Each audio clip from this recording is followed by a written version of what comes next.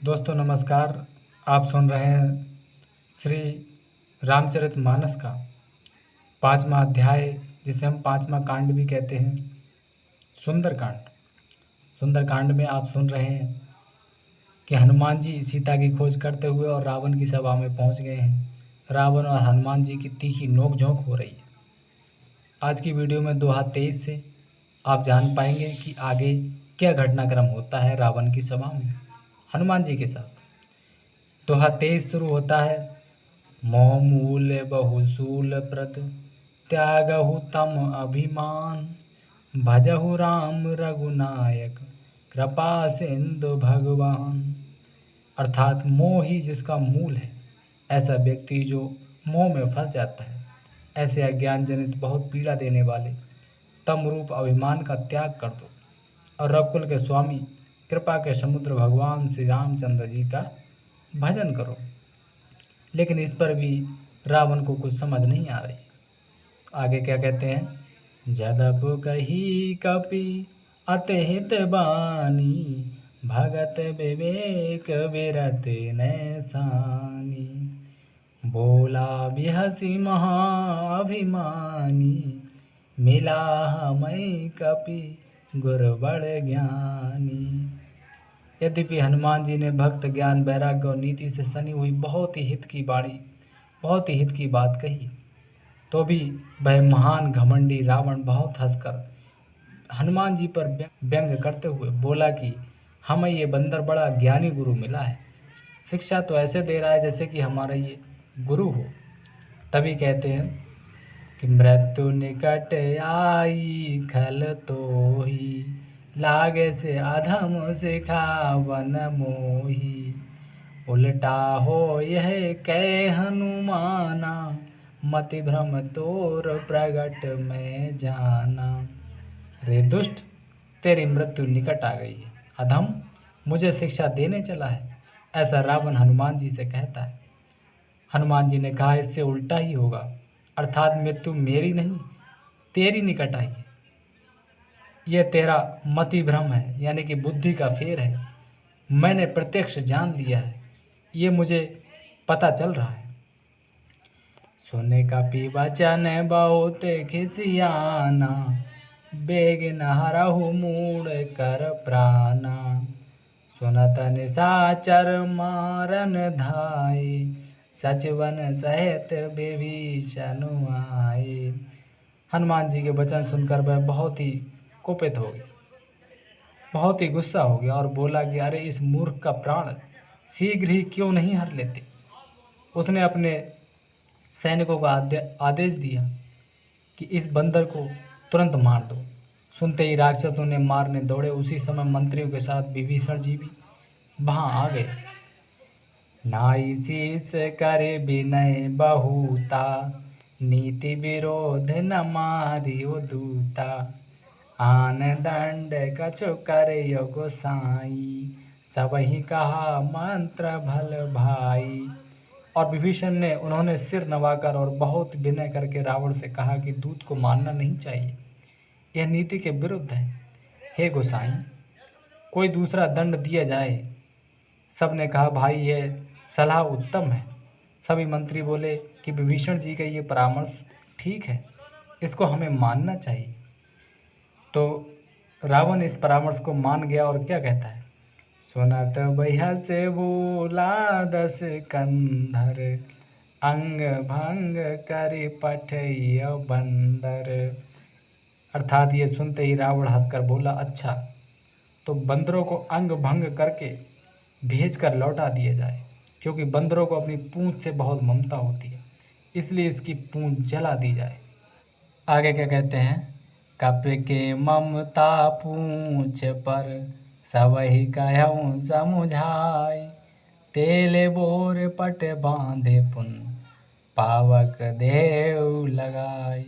मैं सबको समझा कर कहता हूँ कि बंदर की ममता पूंछ पर होती है, अतः तेल में कपड़ा डुबोकर उसे इसकी पूंछ में बांधकर फिर आग लगा दो तो ये ज़्यादा तड़पेगा। आगे क्या होता है? पूंछहीन बानर तह जायहि तब सटन नाथई लैया यही जिन कह कीन्ह से बहुत बढ़ाई, देखऊँ मैं तिनके प्रभुताई।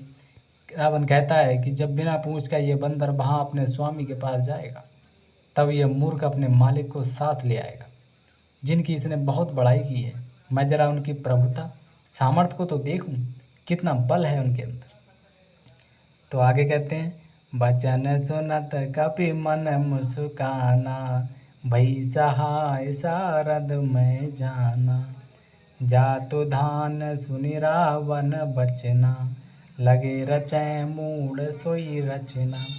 यह वचन सुनते ही हनुमान जी मन में मुस्कुराए और मन ही मन बोले कि मैं जान गया, सरस्वती जी इसे ऐसी बुद्धि देने में सहायक हुई हैं। उन्होंने ही इसकी बुद्धि हर ली है, तभी ये बेतुकी बात कर रहा है। रावण के वचन सुनकर मूर्ख राक्षस वहीं पूंछ में आग लगाने की तैयारी करने लगे। आगे क्या कहते हैं, रहा न नगर बसन घृत तेला, बाढ़ी पूछ कीन कपि खेला। कौतुक कहें आए पुरवासी, मारही चरण करई बहु हासी। पूंछ के लपेटने में इतना कपड़ा और घी तेल लगा कि नगर में कपड़ा, घी और तेल नहीं रह गया, क्योंकि हनुमान जी ने अपनी पूंछ बहुत बढ़ा ली थी। इसीलिए उन्होंने अपनी पूंछ लंबी की थी, ताकि आग ज़्यादा से ज़्यादा लगे और लंका को जलाने में मदद मिले। हनुमान जी ने ऐसा खेल किया कि पूंछ बढ़ गई, लंबी हो गई। नगरवासी लोग तमाशा देखने आए। वे हनुमान जी को पैर से ठोकर मारते हैं और उनकी बहुत हंसी करते हैं। तो आगे हनुमान जी क्या करते हैं, बाजही ढोल देहि सब तारी, नगर फेरे पुन पूछ प्रजारी। पावक जरत देखे हनुमंता, भयउ परम लघु रूप तुरंता। ढोल नगाड़े बजते हैं, सब राक्षस लंकावासी तालियां पीटते हैं और हनुमान जी को नगर में फिराकर पूरे नगर में घुमाया जाता है। फिर पूंछ में आग लगा दी जाती है। अग्नि को जलते हुए देखकर हनुमान जी तुरंत ही बहुत छोटे रूप में आ जाते हैं और छोटा रूप धारण करके लंका के महलों पर चढ़ जाते हैं। निब के चढ़ऊ कपि कनक अटारी, भई सभी निशाचर नारी। बंधन से निकलकर वे सोने की अटारियों पर चढ़ जाते हैं। उनको देखकर राक्षसों की स्त्रियां भयभीत हो गईं। तो आगे क्या करते हैं हनुमान जी, दोहा आता है कि हरे प्रेरित तहि अवसर, चले मरुत 49। अट्टहास करि गर्जा, कपि बड़ि लागे आकाश। उस समय भगवान की प्रेरणा से उन 49 पवन चलने लगे। हनुमान जी अट्टहास करके गरजे और बढ़कर आकाश से जा लगे। आगे क्या होता है, देह विशाल परम हरुआई, मंदिर ते मंदिर चढ़ धाई। जरई नगर भालोग बिहाला, झपट लपट बहु कोटि कराला। देह बड़ी विशाल परंतु बहुत ही हल्की है, फुर्तीली है। वे दौड़कर एक महल से दूसरे महल पर चढ़ जाते हैं और आग लगाते हैं। नगर जल रहा है, लोग बेहाल हो गए हैं। आग की करोड़ों भयंकर लपटें झपट रही हैं। आगे क्या करते हैं, ताते मातु हा सुनियो पुकारा, यही अवसर को हम ही उबारा। हम जो कहा यह कपि नहीं होई, बानर रूप धरे सुर कोई। हाय बप्पा, हाय मैया, हाय दैया, इस अवसर पर हमें कौन बचाएगा। चारों ओर यही पुकार सुनाई पड़ रही है। राक्षस भागे भागे फिर रहे। हमने तो पहले ही कहा था कि ये कोई बानर साधारण नहीं है, बानर का रूप धरकर कोई देवता आ गया है। तो आगे हनुमान जी क्या करते हैं, सादर अवज्ञा कर फलु ऐसा, जरई नगर अनाथ कर जैसा। जारा नगर निमेष एक माही, एक विभीषण कर ग्रह नाही। साधु के अपमान का ये फल है कि नगर अनाथ के नगर की तरह जल रहा है। हनुमान जी ने एक ही क्षण में सारा नगर जला डाला। एक विभीषण का घर नहीं जलाया, विभीषण का घर नहीं जलाया और उधर माता सीता बची रही। टाकर दूते अनल जही सिरिजा, जरा न सोते ही कारण गिरिजा। उलटे पलटे लंका सब जारी, कूद पड़ा पुण्य सिंधु मझारी। उधर शिव जी इस दृश्य को देख रहे हैं। वह पार्वती को समझाते हैं और कहते हैं कि हे पार्वती, जिन्होंने अग्नि को बनाया है हनुमान जी उन्हीं के दूत हैं, इसी कारण वे अग्नि से नहीं जले। हनुमान जी उलट पलट करके एक ओर से दूसरी ओर तक सारी लंका जला देते हैं। फिर वे समुद्र में आग बुझाने के लिए कूद पड़े। आगे दोहा आता है कि पूछ बुझाई खोई श्रम, धरे लगो रूप बहोर, जनक सुता के आगे ठाड़ भयो कर जोर। वह पूछ बुझाकर थकावट दूर करके और फिर छोटा सा रूप धारण कर हनुमान जी श्री जानकी के सामने हाथ जोड़कर जा खड़े हुए कि माता, मैंने रावण को बहुत हानि पहुंचाई। रावण मेरे इस घटनाक्रम से बड़ा दुखी हुआ होगा। मैंने उसके आयुध भंडार अस्त्र शस्त्र साले जला डाले।